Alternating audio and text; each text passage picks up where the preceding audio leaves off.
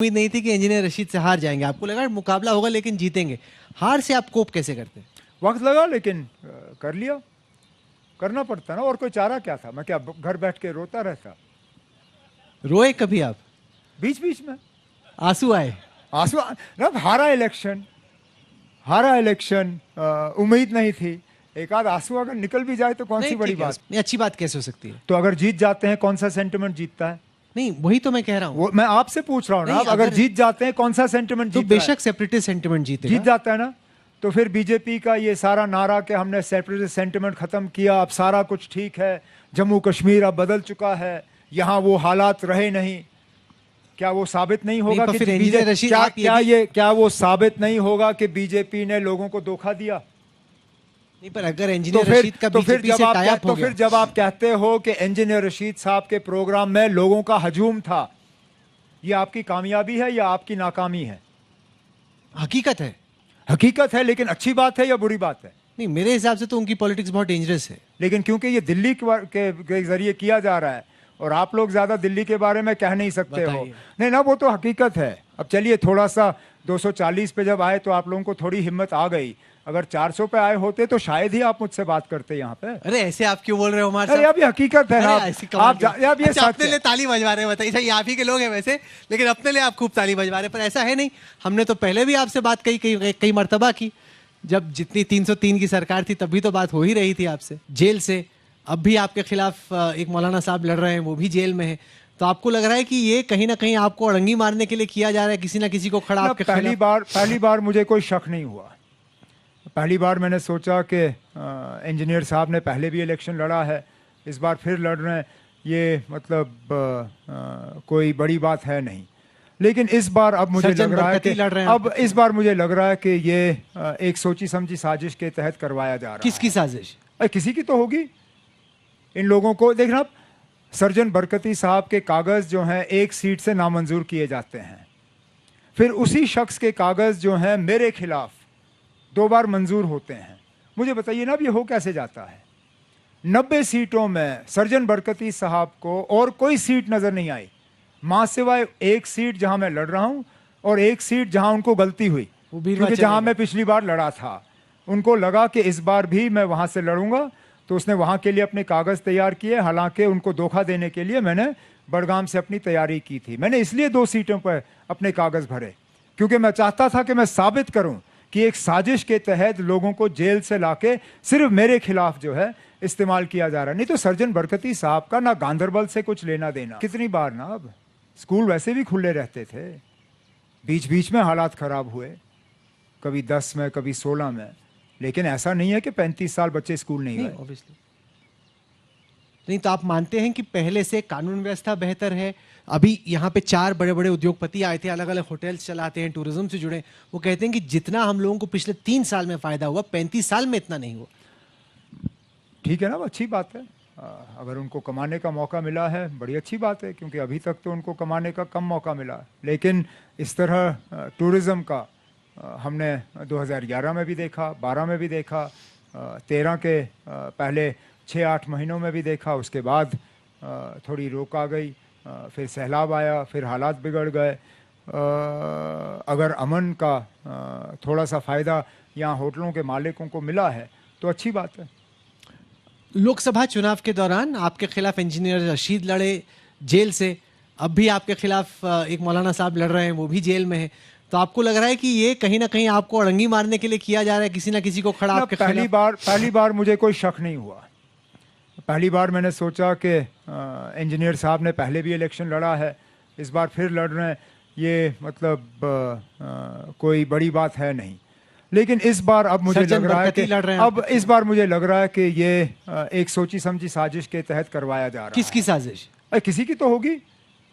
इन लोगों को देखना, सर्जन बरकती साहब के कागज जो हैं एक सीट से नामंजूर किए जाते हैं, फिर उसी शख्स के कागज जो हैं मेरे खिलाफ 2 बार मंजूर होते हैं।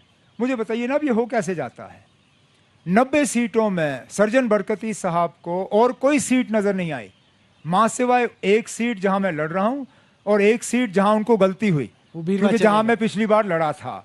उनको लगा कि इस बार भी मैं वहां से लड़ूंगा, तो उसने वहाँ के लिए अपने कागज़ तैयार किए, हालांकि उनको धोखा देने के लिए मैंने बड़गाम से अपनी तैयारी की थी। मैंने इसलिए 2 सीटों पर अपने कागज़ भरे क्योंकि मैं चाहता था कि मैं साबित करूं कि एक साजिश के तहत लोगों को जेल से लाके सिर्फ मेरे खिलाफ जो है इस्तेमाल किया जा रहा है। नहीं तो सर्जन बरकती साहब का ना गांदरबल से कुछ लेना देना, ना बीरवा से कुछ लेना देना।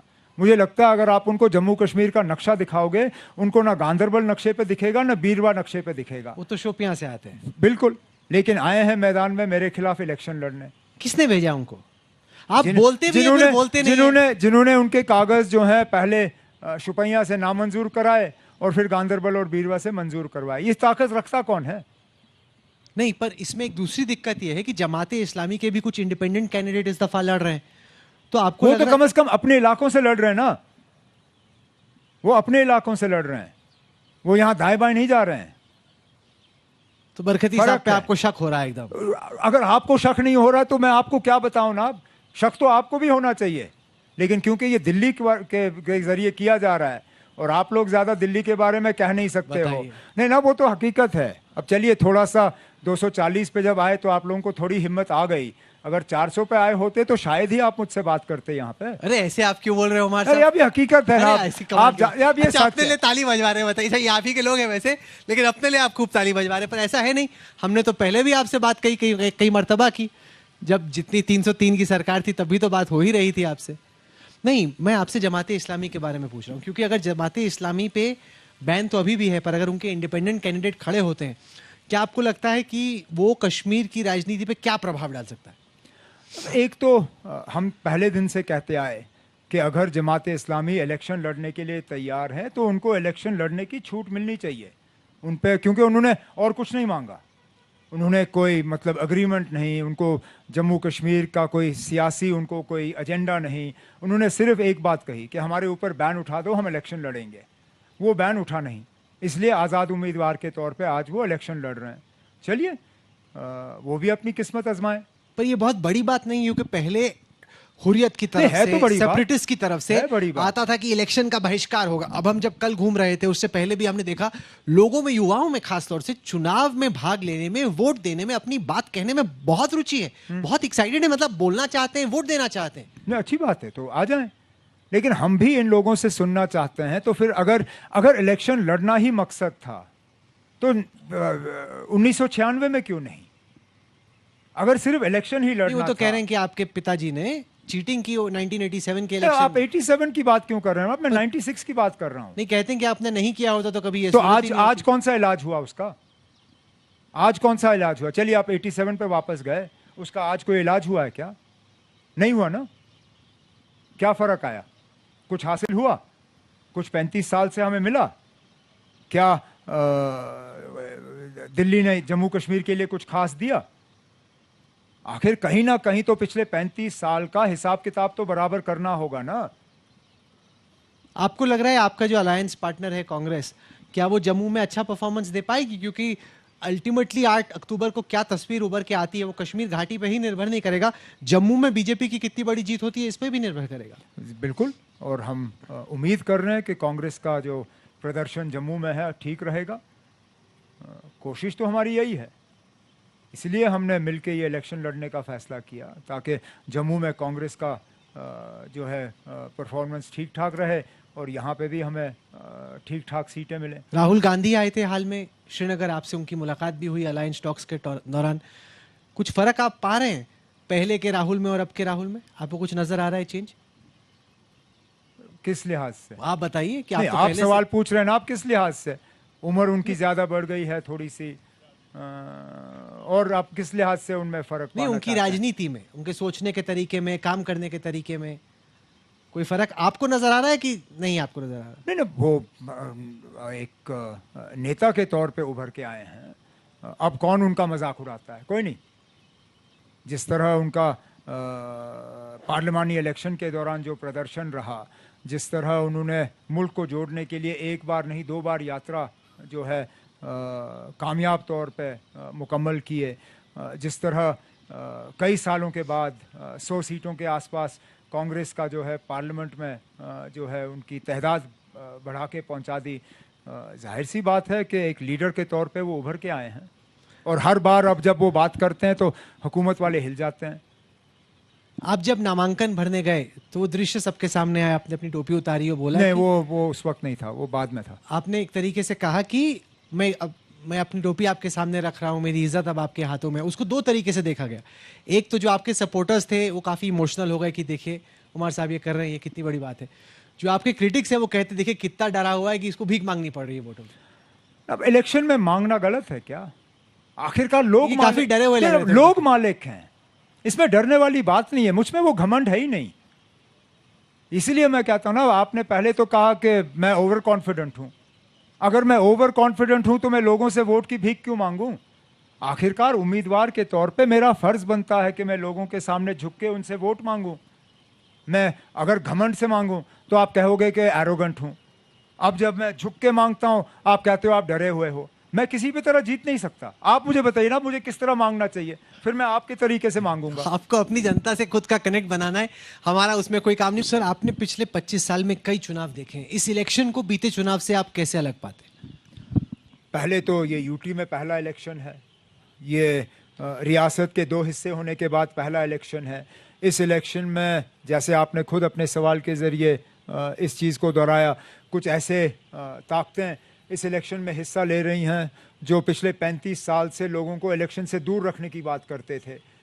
जो ये कहते थे कि जो वोट डालेगा और जिसके उंगली पे ये इंक का निशान होगा वो उंगली काटी जानी चाहिए, वो लोग आज इलेक्शन में हिस्सा ले रहे हैं। इन्होंने अपना मन क्यों बदला है? क्या आपको लगता है कि सेपरेटिज्म का जो भाव है वो कम हुआ है? उस सवाल का जवाब मैं दे नहीं सकता। नहीं, पर आपकी क्या थ्योरी है? मैं कैसे कह सकता हूँ ना उन्होंने क्यों अपना जो है अपनी सोच क्यों बदल दी?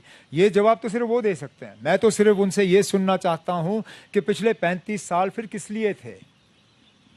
जो 35 साल यहाँ पे बंदूक का असर रहा, जो 35 साल यहाँ पे जम्मू कश्मीर को इस मुल्क से काट के पाकिस्तान जोड़ने की बात हुई, जो 35 साल यहाँ पे तबाही और बर्बादी रही, वो किस लिए था? ये मैं वो सुनना चाहता हूँ।